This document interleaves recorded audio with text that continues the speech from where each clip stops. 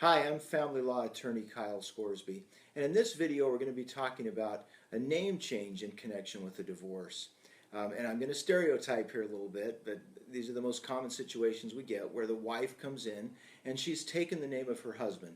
This is still, it's not legally required, but it's still very common in marriages between a man and a woman for the wife to take the husband's name. And so it's a very common issue in a divorce whether the wife wants to retain her husband's name after the divorce or whether she wants to go back to a former name.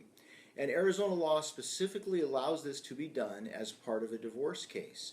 It's really a good idea if a woman wants to go back to a former name to do it as part of a divorce case. There's no additional cost if you do it as part of a divorce case.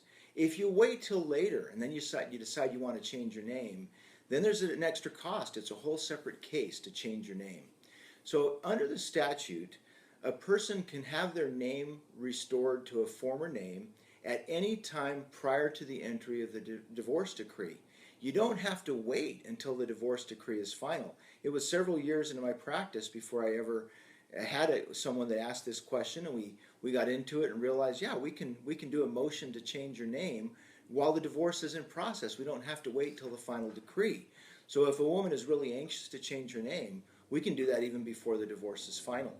But at least by the time the divorce is final, it's important to make that decision, and it's a real easy thing to do if she wants her former name restored, to just include in the final divorce decree that the wife's former name is restored. Again, now, this is another interesting issue. The statute does not require the wife to go back to the former name that she had just before getting married. It allows the court to restore a former name to the wife.